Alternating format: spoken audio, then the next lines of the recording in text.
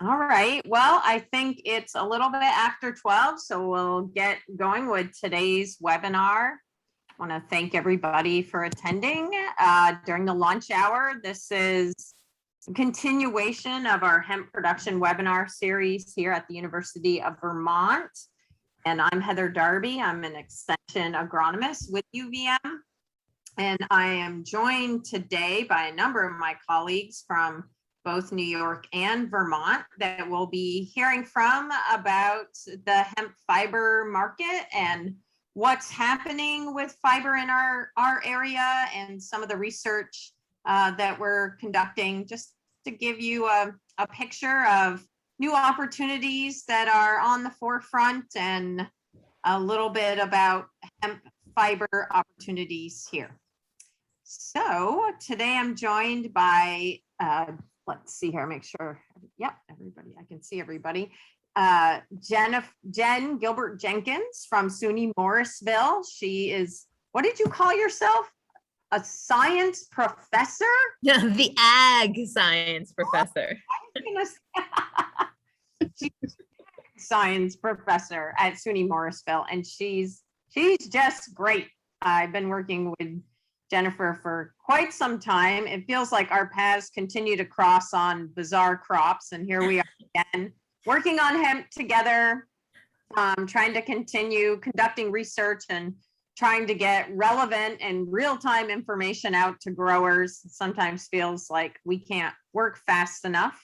And Dan Dolgin is joining us again today from Eaton Hemp, also in New York, and I really appreciate Dan taking time out of his busy day as well. We, I think, kind of, suckered him into this maybe a while ago before it was crazy busy, and now he has to come on this webinar on a beautiful day in September. But thank you, and he's going to talk a little bit again about processing hemp and the work that they're doing with fiber. And Kathy Desmond, who's here in Vermont with the Vermont Hemp Company, is also working to bring more fiber production across the country. And finally, we'll be joined by Laura Sullivan, who's a natural fiber artist. She's based in Vermont. She also has recently joined our UVM extension team with myself. So it's been great to have her on board. So with that, just thanks to our sponsors again, Northeast SARE, Northeast Extension Risk Management and Education, and the USDA, and all of our project partners too. So with that, Jennifer, I'm going to turn it over to you. All righty, I'm gonna reshare my screen. There we go. There we go. All right, so I just want to talk quick about what SUNY Morrisville did in the fiber space this growing season. Our focus right now is looking at fiber qualities, and when we're trying to make recommendations about how to expand the fiber industry and where are the opportunities for trading fibers from hemp in for either other natural fibers or synthetic fibers. We need to know more about the properties of this material. And so that's really the end goal focus of our research. So this year, let's see if that's going to let me, there we go. So this year, the goal of our growing season was twofold. One was to conduct a variety trial using 6 different varieties. And I specifically chose varieties that are dual purpose grain fiber type because they're less expensive. And the super expensive fiber varieties that are closer to $7 or $8 a pound become cost prohibitive when the high quality fiber market isn't in place. So we wanted to see how well can you do with the dual purpose varieties. So I'll mention the varieties that we grew, but my hemp processing class is currently crunching all the numbers and they're not done doing data analysis. So I'm not going to be able to show you final results. But the varieties that we grew were Futura 75, Fedora 17, Felina 32, Anka, Altair, and X59. Anecdotally, Felina 32 continues to be my favorite variety to grow in New York. In every variety trial that I've done, it has been, if not the best, near the best. And so it has been the most consistent across the board for us. But I don't have good data to show you yet. And so that's just my anecdotal little plug for Felina 32. And then the other thing that we were focusing on this year was, because this is a fiber variety, or a fiber grow, we wanted to make sure that we got the seed in the ground as early as possible. And the weather this spring was like gorgeous. We were able to get our seed in the ground May 17th, which is almost a month earlier than we've been able to plant for the past 4 years. So that was fabulous, right? Like when you're growing for grain, you want to plant a little bit later so that you're not getting the huge plants. But if you're growing for fiber, you want as tall as you can get. So we were psyched to be able to get our plants in the ground early. And this is the field that we used, and the varieties were planted in duplicate across the field. And so we rented this field from a local farmer, and he did all of the planting work for us. We had a number of internal constraints this year that we weren't able to grow on campus. And so I was at the whim of farmers that were willing to work with me, which means that I had a lot of things sort of working against me for a variety trial. When I saw the soils map of this field and saw that there are 3 soils varieties within it, I knew that I had to plant across those varieties. And we absolutely saw differences in growth as you transition from one soil series to the next. That center Appleton soil is also really wet, which became quite problematic in the middle of this year.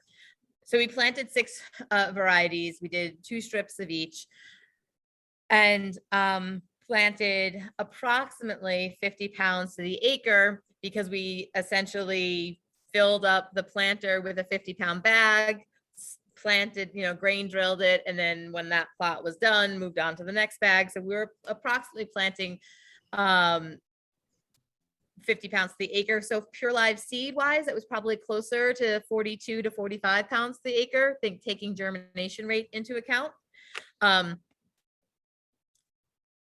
And I think that from the past few years of work, that's really where we found the sweet spot to be, that there are some fiber variety experts that tell you to plant closer to 50 pounds of pure live seed. But I don't think for us, we've seen that pay out yet. So I was feeling quite smug, and we were on a call while I was, I think, planning one of these talks while I was walking through the field and pulling weeds and taking pictures of how things have grown, and hearing everybody in Vermont talk about how dry things were, and oh my God, was it ever going to wet up, and were things going to grow?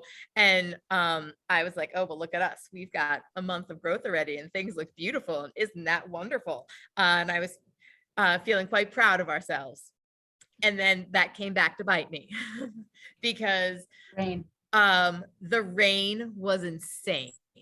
I wanted to grab a weather map that I saw recently on Facebook of the average rainfall totals for the Northeast, and then this year's rainfall totals.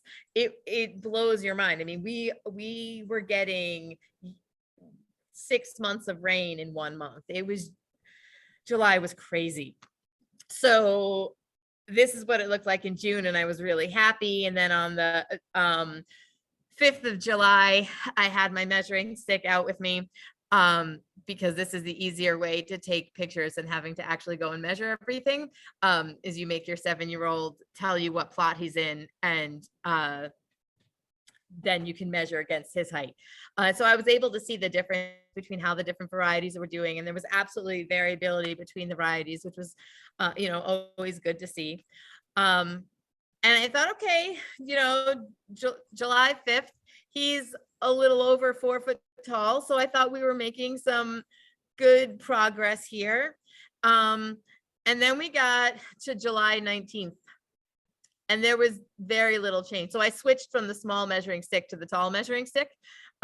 She's closer to 4'9". And you could see that in the wet part of the field, this was that center Appleton series part of the field. It was barely knee high on them. Whereas other parts of the field, she wasn't so happy to be my measuring stick.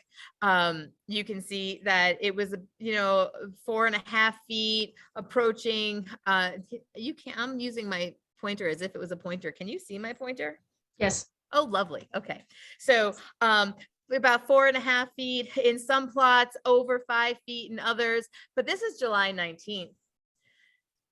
We should be harvesting the next week. This should have been 7 foot by then. And so the excessive moisture really amplified the low fertility in this field. So I thought that I was going to replicate this trial in 2 different years, one with low fertility and one with high fertility. And so this year I didn't put very much fertilizer down. The farmer had spread horse manure that wasn't aged, and so the carbon to nitrogen ratio was totally off. So this was definitely a nutrient starved field, which is okay, but the excessive moisture absolutely blew that out of proportion. And so you can see the areas that were lacking in nitrogen that were super wet here. And then we have more upland areas of the field that did much better. Interestingly, the undulations in the field were consistent across the varieties. It was one of the other reasons to plant in the way that we did. So we had sort of an upland area and then a wet area and then an upland area. So we could see the impact of wet area on germination, emergence, and vigor throughout each of the different varieties. And my students are working on that data now as well, so we can compare, did the plants that did best in the tall areas also do best in the wet areas? Or did the varieties that did best in the wet areas, were they consistently good across the board? Or maybe the areas that were wet and the varieties that did better there, maybe they were shorter on other spots, but you can say, okay, is this field's a wet field, you're going to do better with this variety. If this field is my screen just left. There we go. Sorry. If this field is a more upland field, then you'll do better with this variety, right? So we'll be able to crunch all those numbers in the next couple of weeks and actually have better data to say about these trials. So there were some plots that were good and tall, and we're getting there. If you compare them to the poor areas, and if it had dried out, I would have stalled harvest for a couple of more weeks to get that end of season growth there. But we were already starting to see flowering happening, right? There were already male flowers appearing. So we weren't going to get much taller than maybe 5 or 6 feet across the board in this field. So what started out looking like a really wonderful year, I'm so glad that we planted when we did, because if we hadn't planted then we would have had no growth. But we got that start, which is wonderful, right? And so then it was time to harvest, and you can really see when it was time to harvest and we started the redding process, that if this had been a 7 to 9 foot field, these piles would have been far larger. And so we definitely saw a loss of yield due to all the moisture, and all that moisture caused really poor redding. So when I'm done with this slide, I'm going to stop sharing and then show you some stalks here in a second. So on the right hand here, you can see that August was just as wet as July. And so the retting process was a mess. Everything was over-ret. If we were using this for textiles, that's probably a problem. If we're using this for lower quality, I mean, even paper uses are probably going to be fine with this. We collected samples at harvest and we collected samples after retting, and all of those are going to be analyzed. And we collected the samples by variety, and all of those are going to be analyzed for strength, elasticity, and breaking point, so we can have better understanding of the wide range of properties that you find in these fibers, and how does the retting process change those properties, right? But I want to call your attention to the picture on the left-hand side of the screen here. So as we were walking through the field,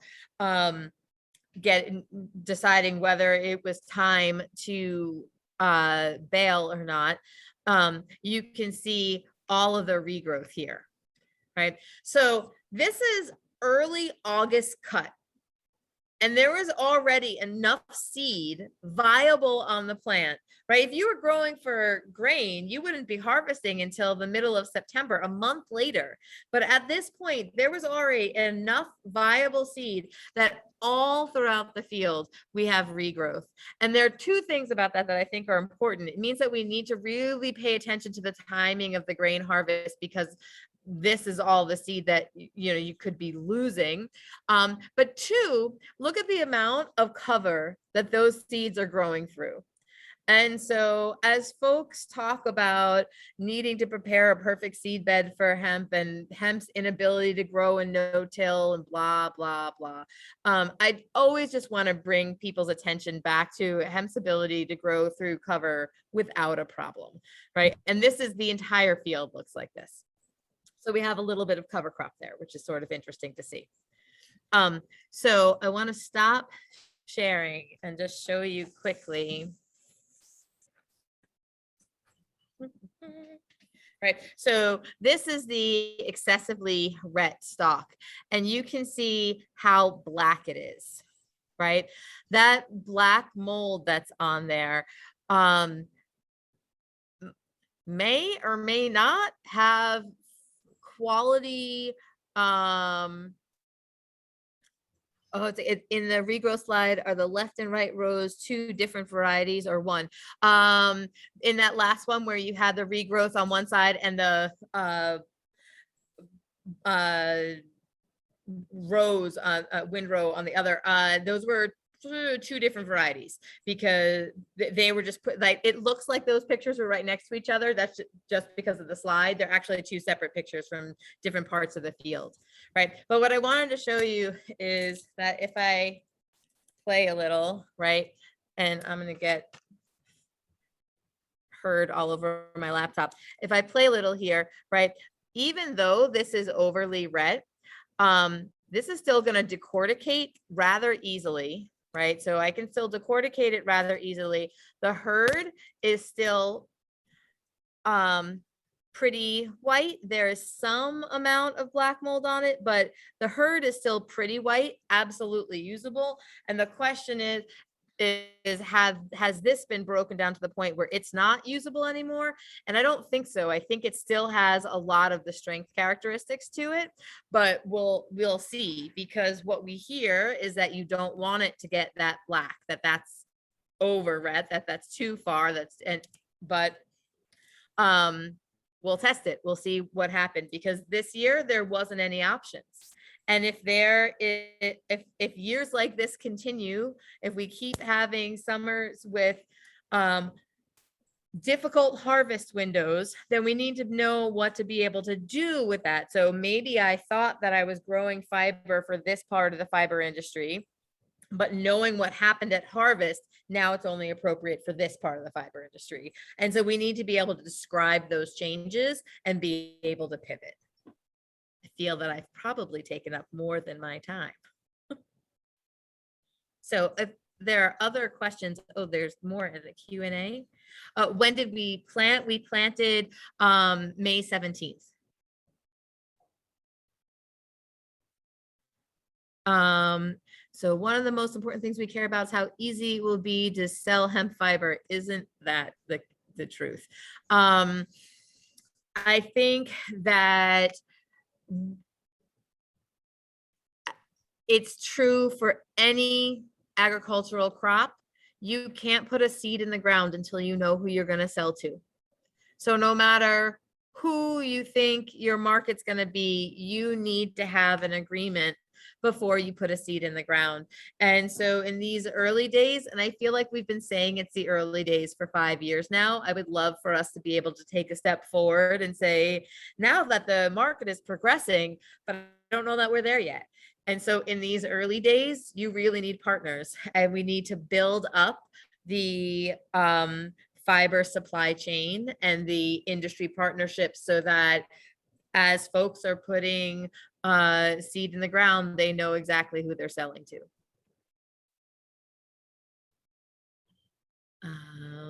Was any of your material turned into pellets? Not yet. This material is all sold, and I'm not exactly sure what they're doing with it, but they are. It has been sold. And what are the characteristics for fiber for paper? So this is sort of an interesting question. The fiber for paper, they use both the hurd and the bast fiber.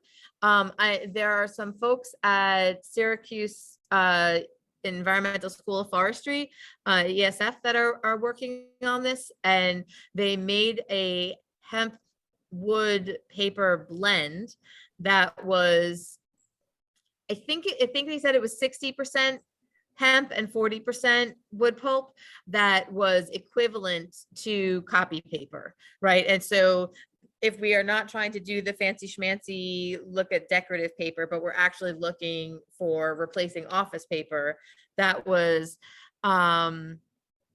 the gold standard that they were working towards, and they got a really nice paper product out of a 60-40 blend. But I still didn't answer your question about what part they were using. I think it's both hurd and bast. I think they use all of the stock material. So that's.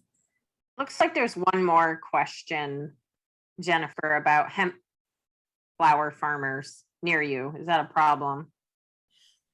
So, hemp flower farmers should not be a problem. Any cannabis flower farmers should not be a problem with the fiber, because even though the pollen is developing in the male flowers, you should be harvesting right around that point. And so you haven't really allowed for release. And I didn't get, you could tell a little bit from the picture, but the original map, but this field was surrounded on 4 sides by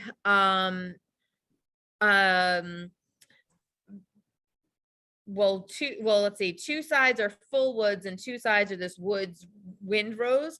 And so you would really need to have a flower farmer right next to you, right, and downwind, for that to be a problem, because of how quickly you're removing the product from the field as pollen develops. I think this is going to be a continual question that we ask. I know that Cornell has done a bunch of studies to show how far the pollen will travel, and I think it was somewhere around a mile. When you're in the Northeast here, where there's constant rain and dew and hills and woods, we're not going to get the pollen transfer like you do out west. It's not going to be a 10-mile radius. And so there is safety in being able to grow closer to each other, just not right next door. Right. And I think that I think that's part of the issue of working out the cannabis industry in general, right, is figuring out who grows where.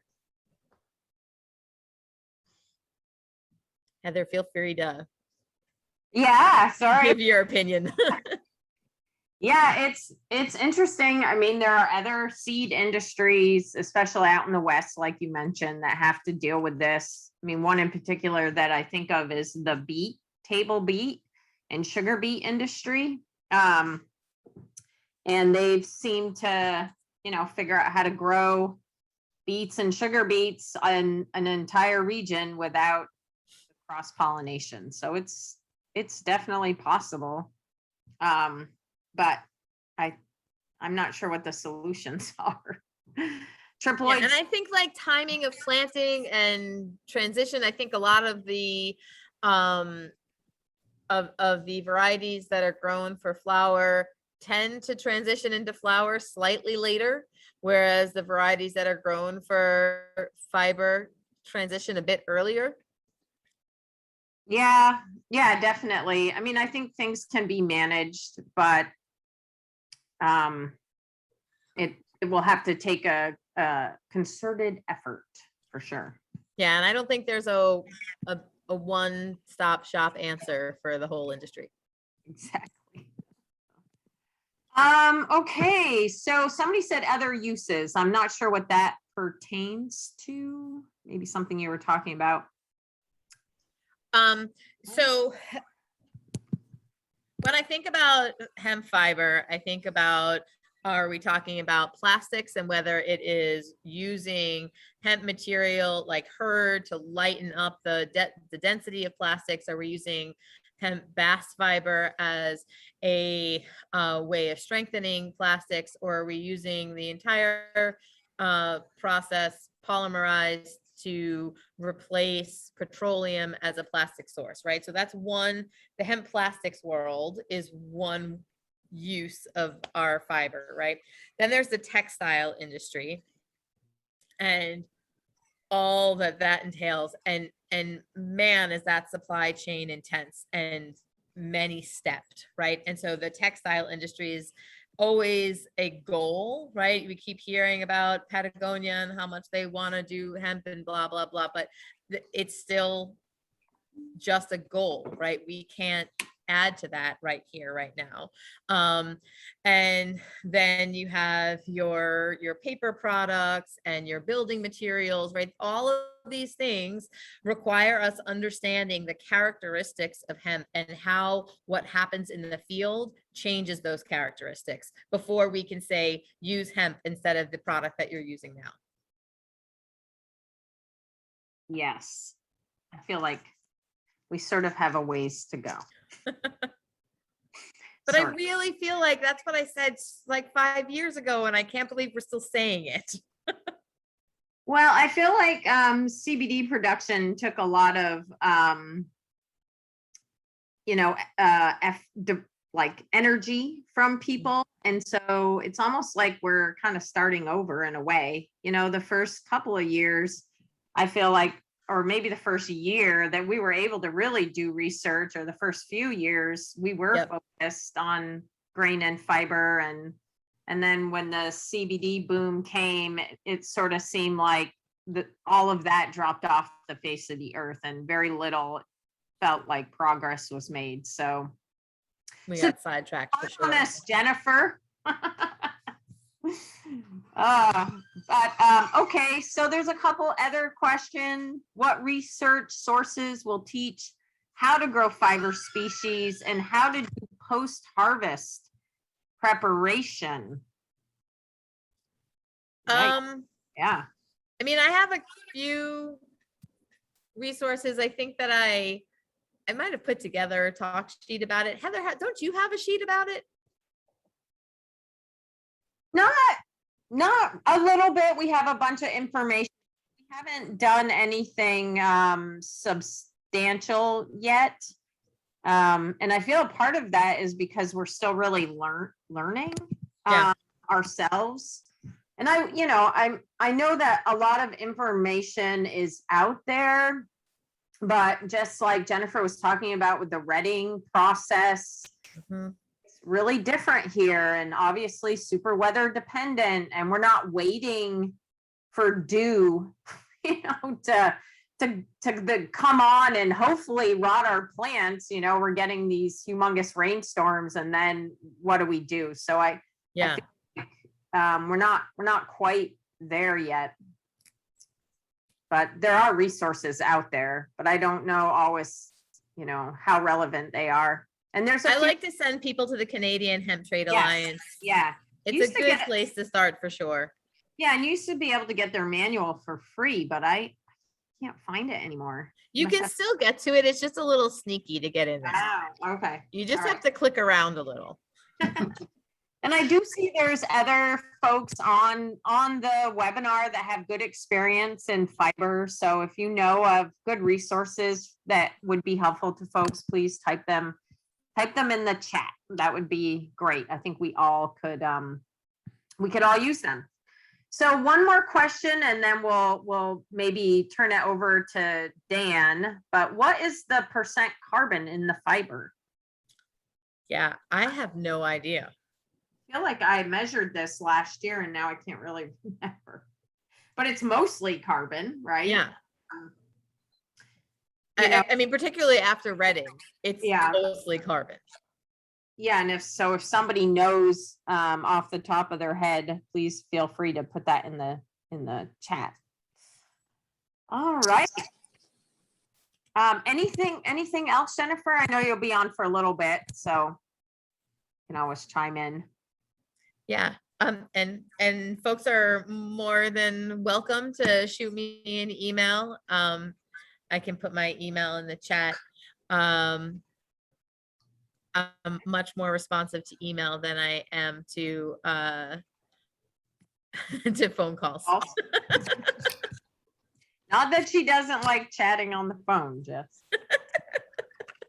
All right. Well, great. Dan, thanks. Yeah.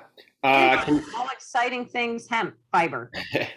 Can you guys see my screen? I don't know if I shared Yep. it. Okay, great. Oh, I can only see you. Sorry. You can only see me. All right, one Not second. seeing your screen.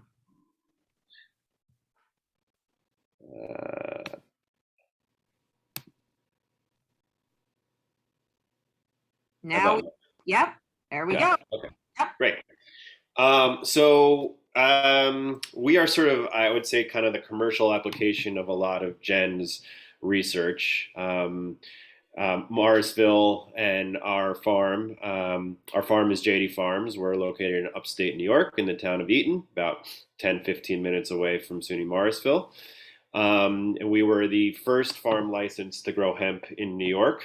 And our research partner was SUNY's Morrisville, who had the good foresight to see what was going on with this industry way before it was legalized in 2018 or federally legalized in 2018. We were the only farm to grow that year. This is us planting the first seed in New York soil in over 80 years. And we did a lot of research that year with Jen on fertilizer applications and just all sorts of kind of growing techniques and things like that. We are an organic farm. We're one of the largest organic farms in New York. So hemp is one of the things that we do. We now operate a large grass-fed organic dairy. We used to have a large beef operation. So for us, hemp fits into, kind of our rotation of grasses and things like that. What we found as an organic grower is, there's obviously, that's probably the biggest challenge to creating any kind of consistent crop, especially with weather volatility and, everything happening from year to year. It's really hard to predict what, if anything, we're going to get from what we grow. Our initial interest in hemp was as an organic cover crop because it grows fast and has broad leaf, and we thought that could be, as an organic farm, one of the things we really were interested in looking at. I think the jury is maybe still out a bit on whether it makes for a good cover crop.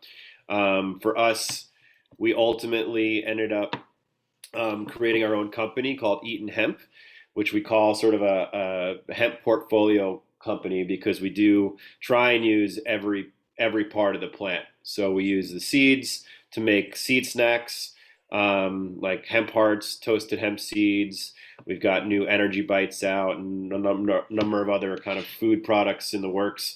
Hemp seeds are probably the most complete plant protein on the planet. They've got omega-3s and 6s, and they're full of magnesium and fiber and zinc and all sorts of good things. So it's kind of in that superfood category like chia and flax, there's no CBD or THC in that at all. So you can kind of sell it widely across the US. And on the fiber side, we make a number of pet care products. So right now we have small animal pet bedding. Let me fast forward to these products here, just so you can kind of get a see. So these are some of our snack products here. You can see we have hemp hearts. We've got our energy bites here, which we call our superfood bites. And then this is our pet bedding. So we basically take the herd, we clean it. We developed our own process. We've taken off the shelf technology and kind of created a Rube Goldberg type process to turn fiber into small animal pet bedding. And we're working on cat litter and a whole host of other fiber-based products. As a bedding, hemp has a lot of superior attributes because it's highly absorbent, it's biodegradable, it composts, it's obviously got a lot of eco-friendly properties, and just compared to pine and pulp and other things that are used in typical kind of bedding products, hemp certainly is a lot more of a eco-friendly material, and has just those qualities that people are looking for because it's highly absorbent and all that sort of good stuff. So we're the number one hemp pet bedding product on Chewy, and we're selling on Amazon. So there really is a market for the fiber. And then of course we do the flower. We do typical CBD products like tinctures and topicals and and pre-rolls and things like that. So we make sure that kind of nothing goes to waste. Kind of going back to what Jen was saying about planting your seed in the ground, before you do that, certainly you need to know your market and what you're planning to do with it. For us, we wanted to create our own brand. So we're fully vertically integrated. We grow probably less a percentage of what we turn into products on our farm year over year. Because again, while the weather volatility requires that we have a lot of supply chain redundancy, and so we're constantly looking for other sources for both the fiber and grain. We get a lot of our grain from out west, a lot of our fiber from out west. We're trying to do things to encourage more farmers out on the east, especially in New York, to grow fiber and to grow organic grain. There's definitely a shortage in the market of both. On the fiber side, we also buy in CBD plants, that have been harvested. So, there's one of the things you're going to have as CBD and as THC becomes more pervasive is a lot of byproduct that you're going to want to turn into something that's viable and valuable. So we do take in CBD fiber and turn that into our products as well. On the grain side, food is certainly probably the biggest market right now for hemp grain, because it has all the nutritional properties that are desirable, especially as we're moving more towards plant-based lifestyles. There's other things you can do with the grain as well. You can press it into oil, which can be used for food, which can be used for a number of industrial purposes as well. On the fiber side, there's thousands and thousands of uses. There's, heard quotes of, 30,000 different uses for hemp, but there's not 30,000 markets. And in a lot of these markets, you have to create your own demand. There's a lot of great research being done on sort of advanced technologies and advanced use of plants like hemp, turning it into fuel, turning it into textiles or paper or plastics and things like that. But there really isn't a big market for it yet, because a lot of those processes are not as efficient as competing either synthetic or even natural products that are being used. So until costs come down and there's really demand from companies looking to invest in these technologies, the research is great, but we're looking 3, 4, 5 years out until kind of the private sector catches up with some of what the public sector is looking on, and some of the academic sectors are looking to do on the research side. What we've looked at doing as a company is what can we do with the fiber right now that is easy enough to kind of swap hemp in for whatever competing materials are being used, so that customers who are already familiar with the product they're buying, but they want maybe kind of a better mousetrap, so to speak, that we're not selling them something that's so far out of their understanding. There's no education that needs to happen beyond, hey, hemp is a better bedding because it's more absorbent. You're going to have to change your cages less frequently. Things that the customer is really looking to do. We can put hemp in these products and do well with them.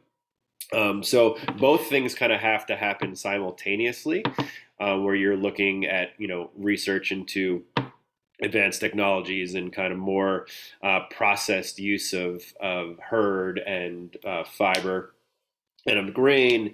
But right now, to kind of still maintain interest and to kind of get the word out there about what hemp is good for, trying to find products that are easy to make, don't require a lot of processing, and that the customer doesn't need a lot of education to purchase. So that's kind of what we're looking at. Is I liken it to kind of Internet 1.0.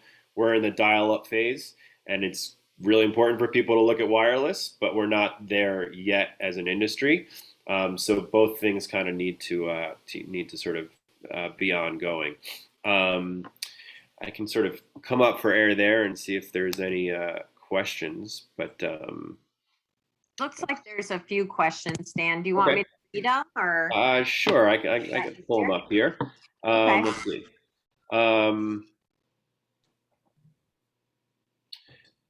Let's see. There's a little bit of conversation about carbon. Yes.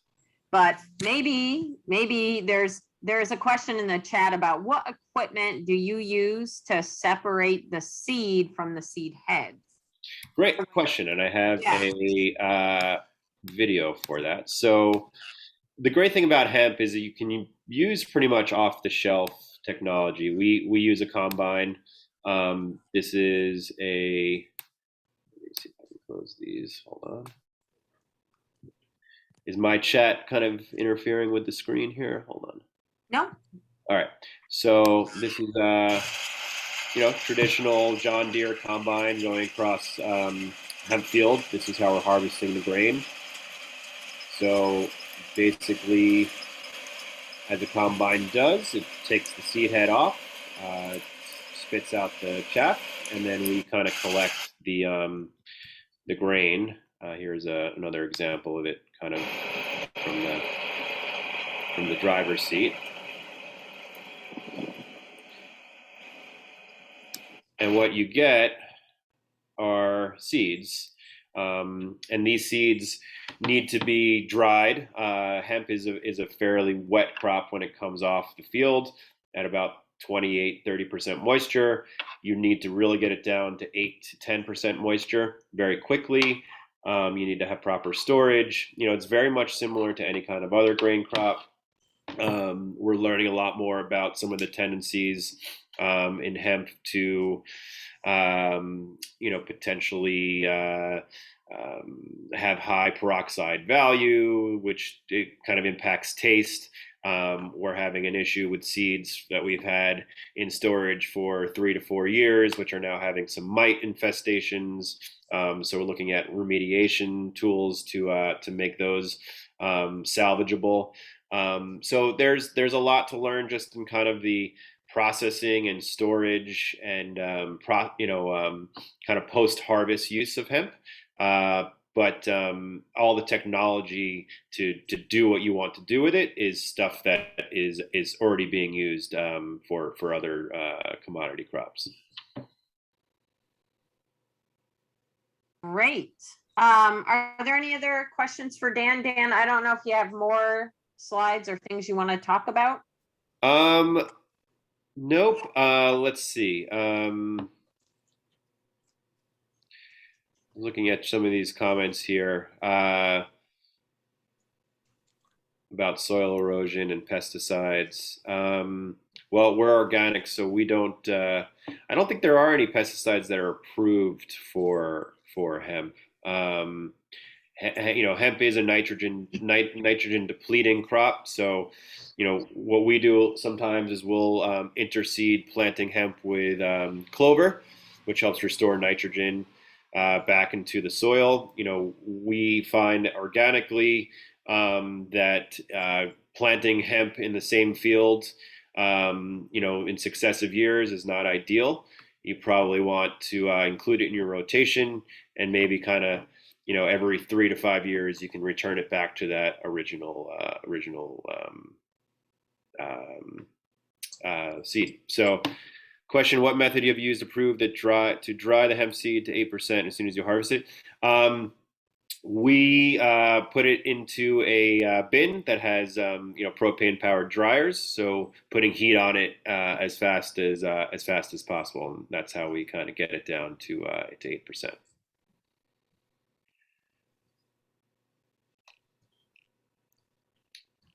That's all I got. If any other Sorry, questions? Dan. I couldn't.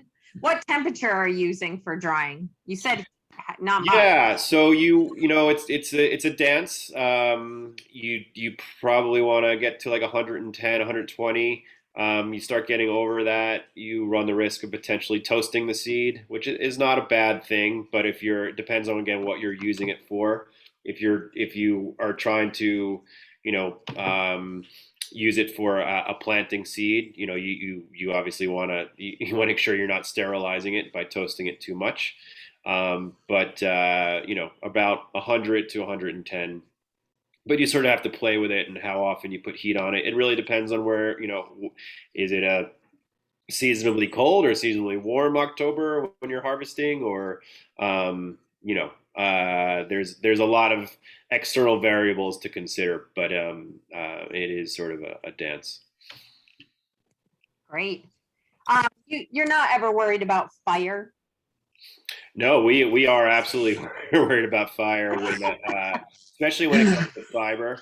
Let me see if I could show one other. Just remember working with some oilseed growers and had invited them to Vermont. This is, was when I was working on sunflowers in particular. Yeah.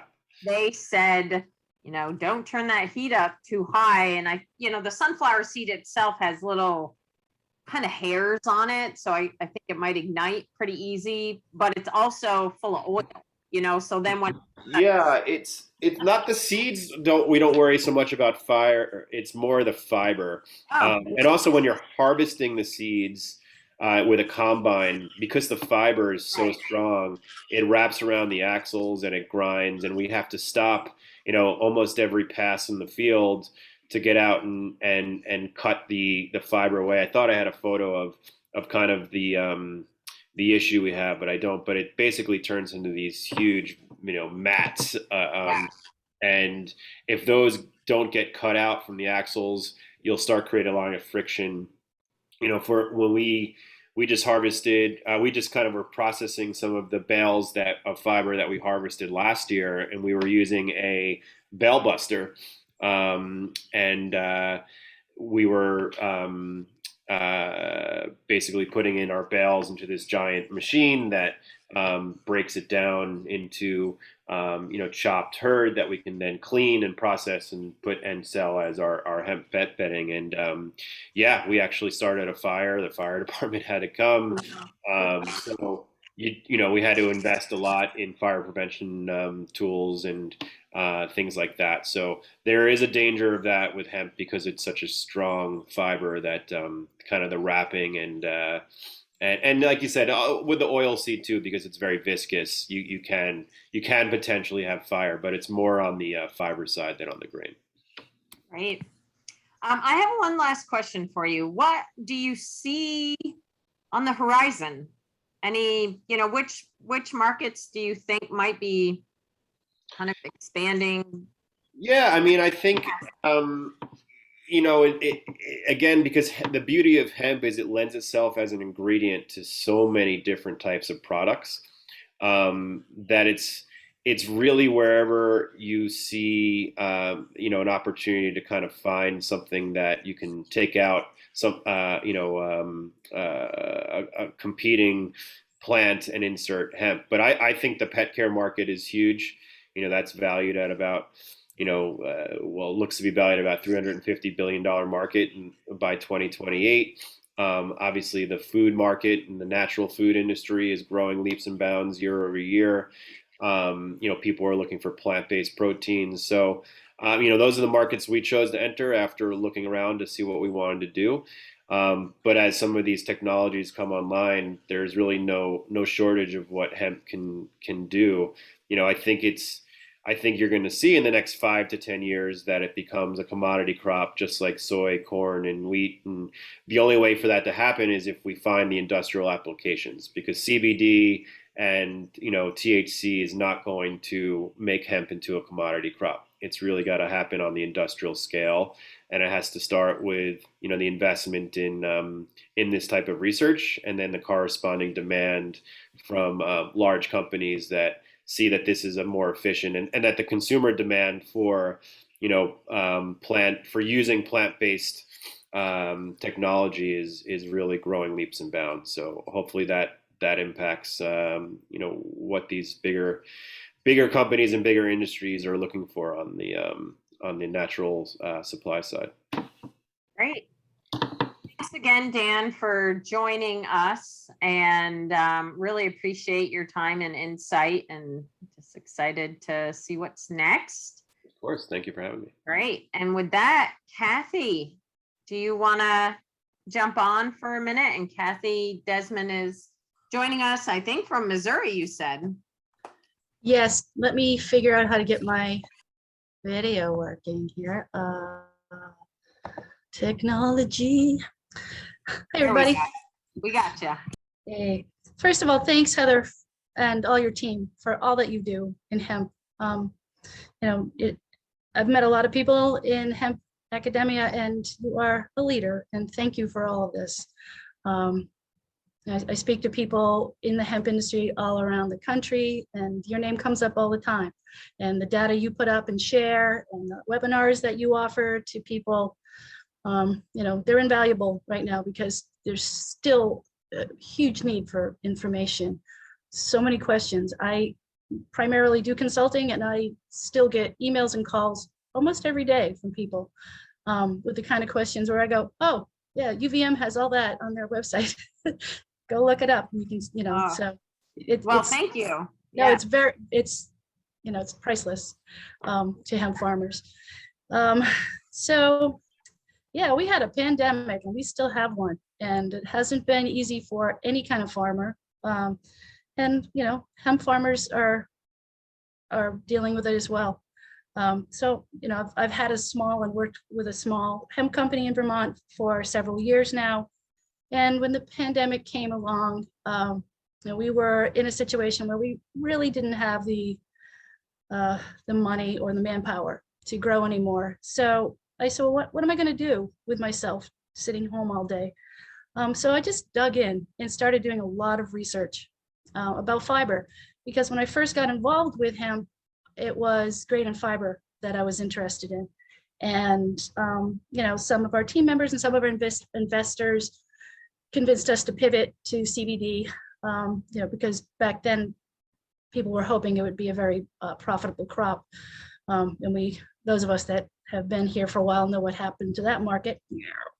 So for many farmers, and as a result, I just got, again, more phone calls, more emails from people to this day. Can you help me sell all the CBD hemp that's in my barn?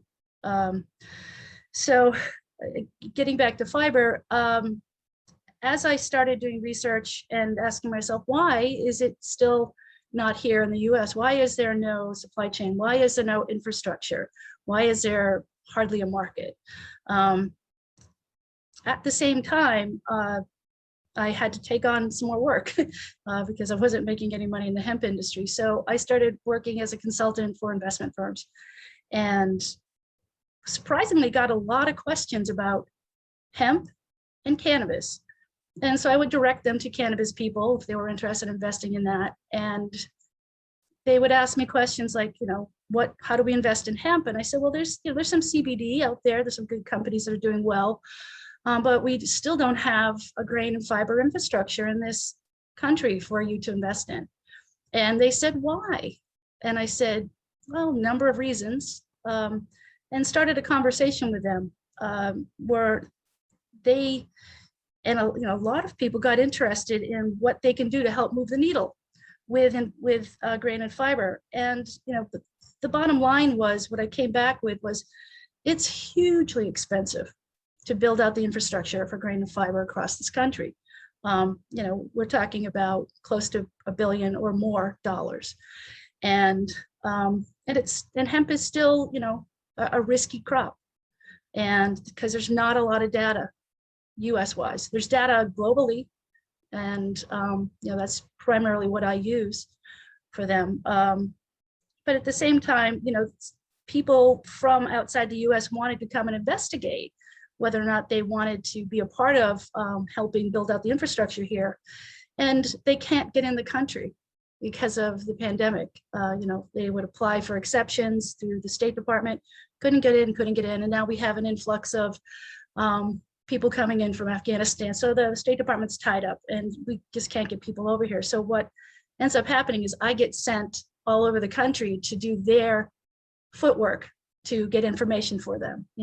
So if they're interested in, they're like, what's it like to grow, what's agriculture like in Missouri and Kansas? So I came to Missouri and Kansas, for example, and just happened to be a really good ag conference here, which is more about the Midwest and their primary crops of corn, soybeans. But what I found to be fascinating was this wasn't about their margins. This was all about the climate change and how it's affecting agriculture, and all the rules that are coming down for the agriculture spectrum. So the chief subjects that were really surprising was drought, biofuel, sustainability, methane, and carbon sequestration and carbon points, which I found that hemp actually can help in all of those things. I was the only person at this ag conference who had anything to do with hemp. So I had a lot of questions from people in the ag sphere. And they asked me the same questions that investors ask me and that farmers ask me, what's taking so long?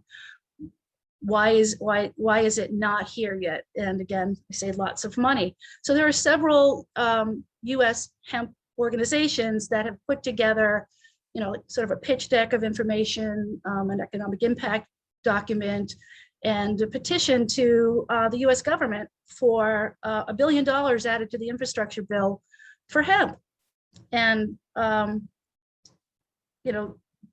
they are working with the USDA, so not just them, but like 2 or 3 different hemp organizations are working with the USDA to try and put together hemp infrastructure so that, if they do in fact pass the bill and do in fact get something, get some funding, there's hope there for an actual hemp grain and fiber industry in the US.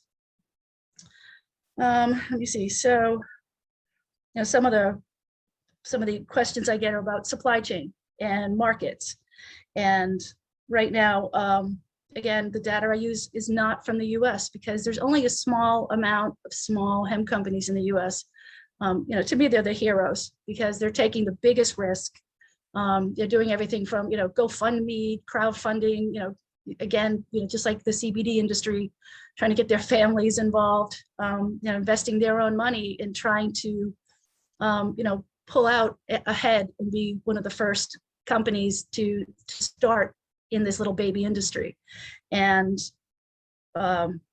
it's kind of a catch-22 situation where, you know, how can you invest money in something, grow something, if you don't know how you're going to sell it?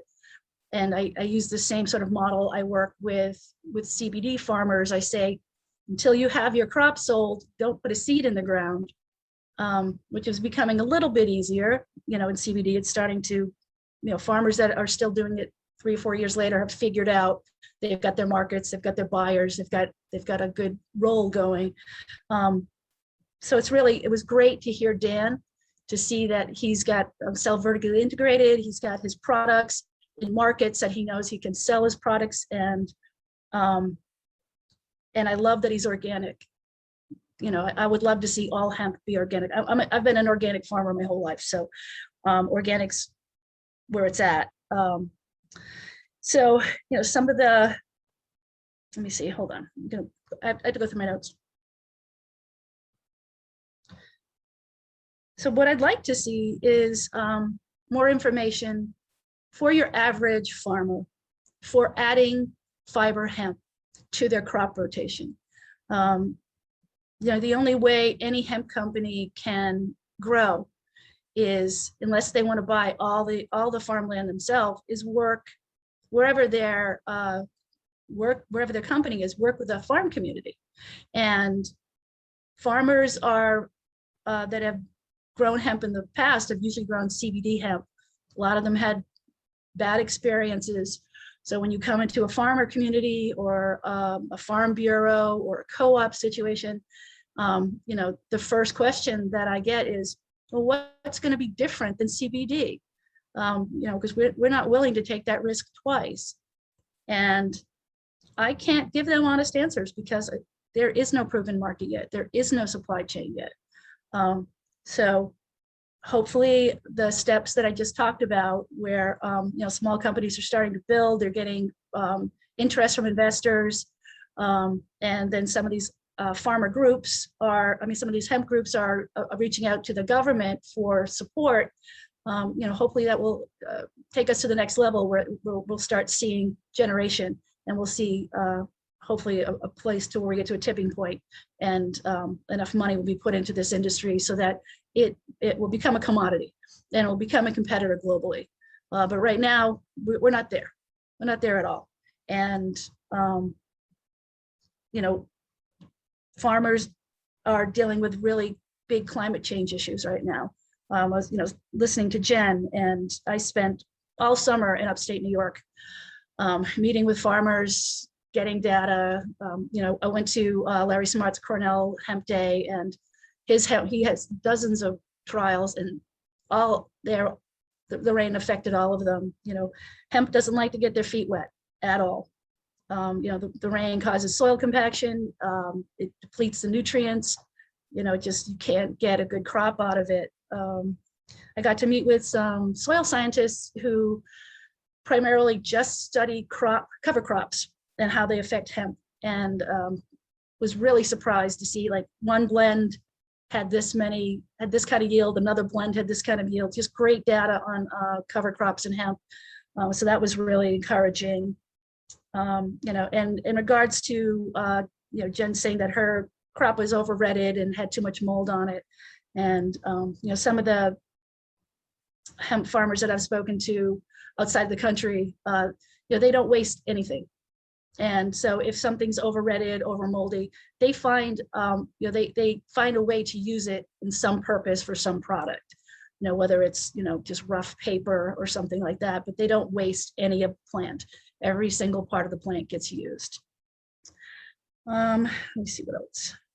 So I'd like to see more training for farmers. You know, I'm out here in Missouri, and they have, you know, like a little one course class at the University of Missouri.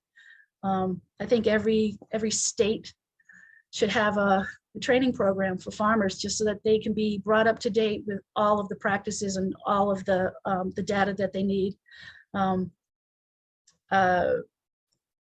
of the investors that I'm working with have shown interest in investing in some of the academic institutions that are doing genetic trials. because they understand that, you know, the good genetics that are growing here for fiber and grain are usually from Europe. Some from Canada, but usually from Europe. And it's cost prohibitive, you know, to ship over seed stock. So ideally the plan is to, you know, have strains that grow well in different temperature zones in the United States, and that are grown and bred here in the US. Let me see what else. Yeah, so some of the things that I found fascinating at this ag conference were was that soybeans are the soybean farmers are now starting to invest in growing soybeans just for biofuel, which hemp would make a lovely biofuel. And I have a lot of data on that. Because what's happening is that there's a process where companies now are getting involved in something called carbon points. If your company, or if you're a farm, if your business in its manufacturing creates CO2, there has to be a way for you to find a way to change your business model to make less carbon. And when you do, you know, so you will be given things called points. And it's kind of complicated, but I'm learning right now about a lot about it. And so hemp is carbon negative. Sometimes there's some carbon neutral situations with it. And so it's a great crop for farmers to put into their rotation or to grow as a company to take advantage of those carbon points. And yesterday at the ag conference, every company that everything from Coca-Cola to Kellogg's to Walmart to Amazon, they're all getting involved in finding ways to do things more sustainably so that they can benefit from those carbon points. And I think that's it. That's all my notes. Great, thanks, Kathy. Thanks for that update. Do you see anything, you know, coming our direction on the East Coast, or is everything kind of focused in the Midwest and Plains? Well, I think the challenge here is in regards to growth as a market and as a producer. The production and the processing of hemp products is really expensive. So a hemp processing facility that can take hemp, process it, and manufacture it into whatever products you're going to, end products you're going to have, it's super expensive. And so in order to make that worthwhile, you really need to grow a large amount of hemp. So it's hard to find, the closer you get to, you know, first of all, closer to a city, it's really hard to find farmers that are in that area that can supply to those processing things. So it's easier to head out to the plains where, you know, the Corn Belt and where large states with large tracts of agricultural land are available. You know, upstate New York, the Finger Lakes is probably the best place, that area for growing in the Northeast region. There are some areas in northern Maine where they, you know, usually do potatoes. But, you know, Vermont has a really small area for agriculture compared to the rest of the US. And finding enough farmland to grow enough hemp to actually put up a processing facility is the challenge in some of these smaller states. All right, let's see here. Mary's asking about, can you share any more information regarding the federal infrastructure legislation and initial expected steps if this $1 billion is funded? So that would be a petition from the National Hemp Association, the NHA. If you go to their website, they are very proudly putting up all the information that they accumulated to submit to the government. You know, I was happy to see that this petition was sent to the government and they actually got a reply saying, send us more data. So yesterday, when I was at this Ag Forum, I had a chance to sit down with the USDA's chief economist, Seth Meyers, and talk about hemp. And he was there thinking he was just going to talk to soy and corn people. And so when I sat down, he was like, hemp? Oh, my boss is all about hemp. We've been talking about hemp for like days. We just got out of a big hemp meeting. It's like, your timing's perfect. And I was so excited because I was afraid he was going to go, oh, I only want to talk about corn and soybeans. But he was excited. So that was really hopeful.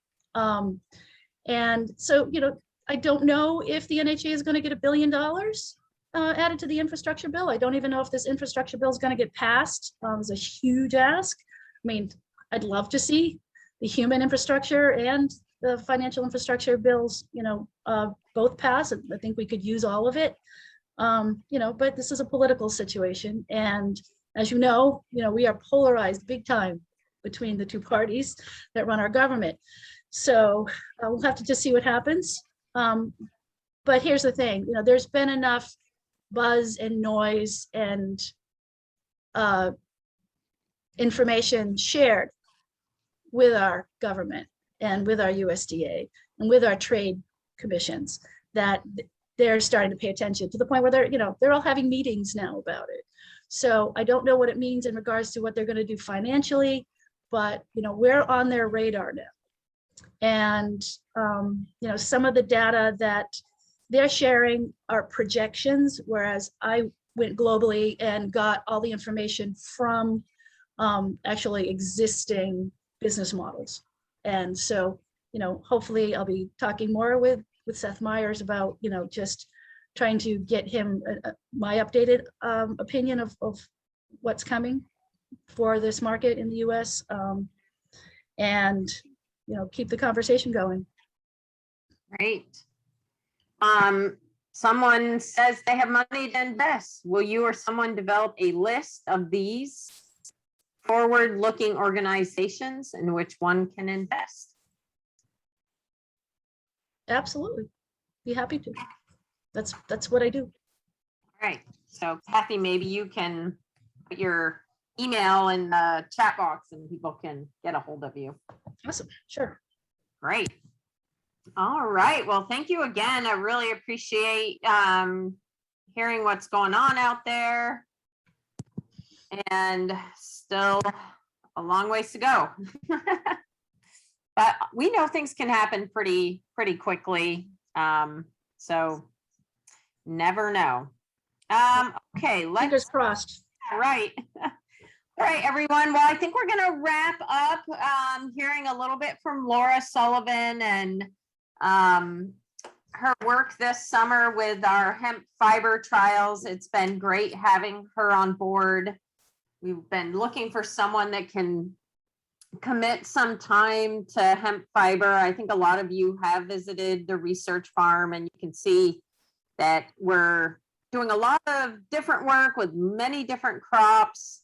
And sometimes, unless the crop has a real champion, it doesn't really get to move as far as we would like it to. And I met Laura a number of years ago at the, I think it was Hemp Fest in Vermont. And she was just so passionate about hemp fiber, especially from the textile and fashion industry perspective. And we had touched bases with each other off and on over the years. And finally I thought, we need someone on our team that can really be a champion for hemp fiber. So that's Laura. And she's been doing a lot of work, I would say, kind of exploratory work in a way, really trying to think about what it is we want to move forward with, looking at redding processes and timing, and trying to understand the varieties a bit better, at least those that we have available to us. And similar to what Jennifer is doing at SUNY New York, we're conducting very similar trials, mostly looking at dual purpose varieties. We had 13 different varieties this year that we looked at, and we certainly have our favorites as well. And many of those we're also evaluating for grain. But I'm going to let Laura talk to you a bit about, what she's doing and what she's found and what she's excited about it. We just have a few minutes left, so hopefully you have enough time, Laura. Take it away. Thanks, Heather. I'm a fiber artist and farmer. I do like spinning, weaving, dyeing, and now processing, scutching, hackling, breaking, decorticating.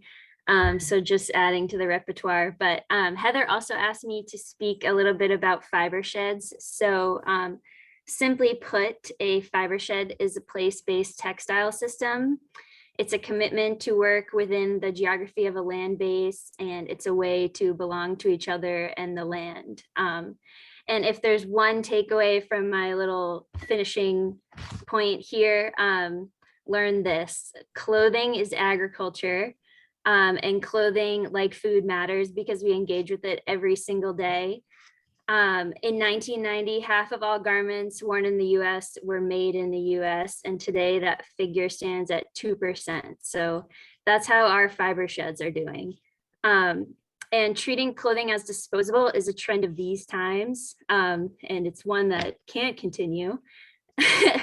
Soil is one of the 5 great natural carbon pools or sinks on Earth. So something everyone can do right now is ask yourself, are you wearing clothing made from fossil carbon in the lithosphere, or are you wearing clothing from the soil? Are your clothes designed to return to the carbon sink that they came from? Today, 60% of our clothes are made of polyester, which is oil derived. And I'm interested in asking questions like, how would our runaway carbon emissions trajectory be different if garments were truly an agricultural commodity that could sink carbon at the end of their life? Because the earth wants that carbon back. And it might seem insignificant, but 1 in 6 human beings on earth works in clothing production. So this is a really big machine. And just a small note on greenwashing, like there's a lot of new materials out there that are marketed as green, but they often create a demand for the same industries that are already ravaging the planet. Like Tencel or lyocell, for example, are like a wood-derived fiber. And I just wonder, like, do we really need to chop down like any more trees for paper when we have hemp that grows in like 3 months' time really well? There's also a pattern that I notice in our world today of throwing more money and non-farmers at problems instead of deploying more nature where there's an issue. So in working with the UVM Research Farm, like Heather mentioned, we're studying fiber hemp. We have 13 varieties going. Futura 75 is our champion this year, but we are growing Felina 32 as well. And it's just been a ton of fun to tackle these questions and learn at the same time. There's not a ton of cut and dry information on Redding because it is so geographically specific and also just year specific. We get different weather every year. So it's really a matter of like deeply learning the language of these plants and how they break down. And I just can't wait to keep doing it for years. And I hope that like it has the impact that I feel it does. And I'm super grateful to Heather for the opportunity to work with the team.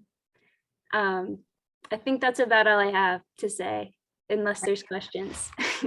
No, that's super. Thank you so much. I'm, like I said, we're excited to, continue our work in fiber. We haven't done too much. And part of that is not always having, see if I can turn my camera on here right now. The proper direction. We take a lot of our direction from the growers that we work with and the industry itself. And what's really important for us is to be doing meaningful work. And thus far, we've spent a lot of time, and it's funny that, Jennifer brought this up too, just really learning how to grow hemp and be successful doing that.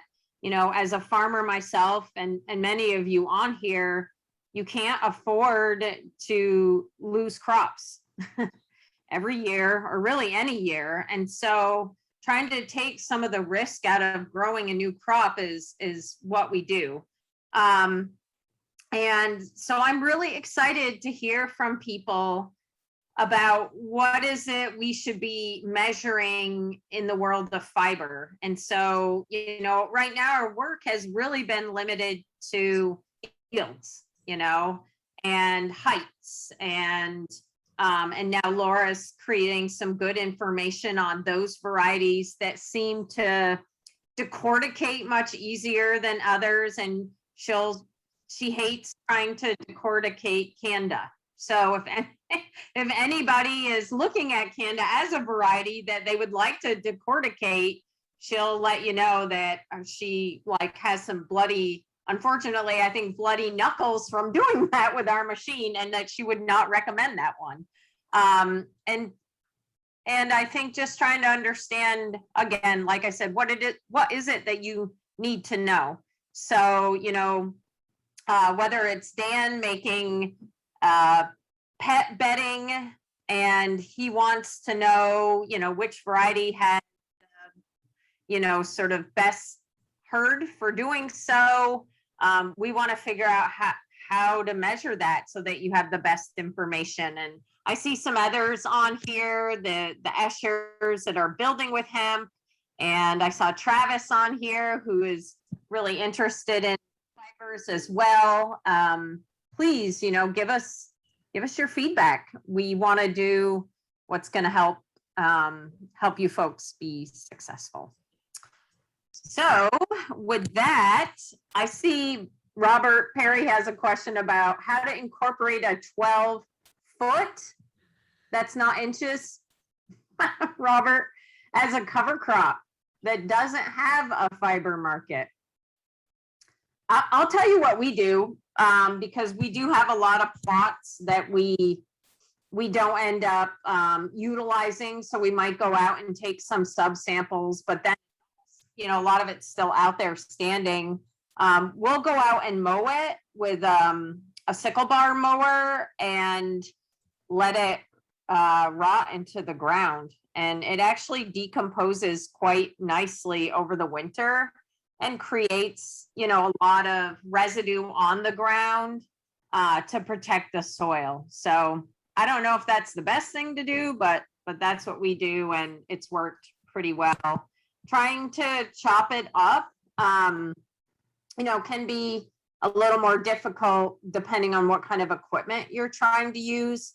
I have had at least one farmer I know use a disc vine to try to mow the hemp, and it definitely cuts it up, but it's also going to really dull your disc vine as well. So if anybody on the call has some useful information for Robert, please type that into the chat. I will say there's been a lot of lively conversation thanks to Gary Fish from Maine has been really interested in figuring out, really the best information that exists on hemp as a replacement for wood and trees. Look, he's putting his email there, and he probably wants to continue that conversation with whoever would like. So thanks, Gary. We also appreciate you attending the webinars and giving your feedback. Mary, you're asking about using hemp as a cover crop since it tends to deplete the nitrogen in the soil. I think it really certainly depends how you're, intending to use the cover crop. Of course, even though it depletes nitrogen, if you're incorporating it back into the soil, it's, maybe taking it out of the ground, but then you're putting it back in as well. I also, this got brought up on another webinar. If you're growing hemp as an actual cover crop, do you need to register your crop? And is it worth going through that whole process, to use hemp as a cover crop? And I think the answer we got, at least from Vermont, was that yes, you know, you have to register even if it's not going to be harvested. All right. Gary, you're still going. All right, Gary. That's great. We need to do a literature review. I agree, Gary. There's a lot of misinformation out there. And, you know, if it's interesting, if you go back and read some of the historical information on hemp, it's fascinating to read that, you know, farmers did not want to grow hemp. And they couldn't even be, I don't want to say bribed by the federal government, but there were incentive programs to grow hemp, and farmers would not sign up because it was really, they felt that it took too much out of the soil. And, you know, of course, they were referring, I believe, probably to nitrogen, and they just didn't think it was worth it. So, you know, there is a lot of conflicting information. And any crop that we're growing requires, you know, good management, best agricultural practices, crop rotations, proper pest management, all of those, you know, kinds of things to make a crop sustainable and something that hopefully will be beneficial to both the environment and to us. All right. I think there's a message for you, Robert, in the chat. And and thanks, everybody. I think, well, it's very entertaining. I love reading all this, but I gotta focus. Thanks, everyone. I really appreciate it. And again, like I said, I really want to hear from you. Our whole team does, and just, you know, be in contact. And we have another webinar next week on CBD. So we'll catch you all then. Thank you. Thanks, Kathy and Dan and Laura and Kathy. And Jennifer's gone, but thank you so much. Thank you, Heather. This was awesome. Bye. Bye.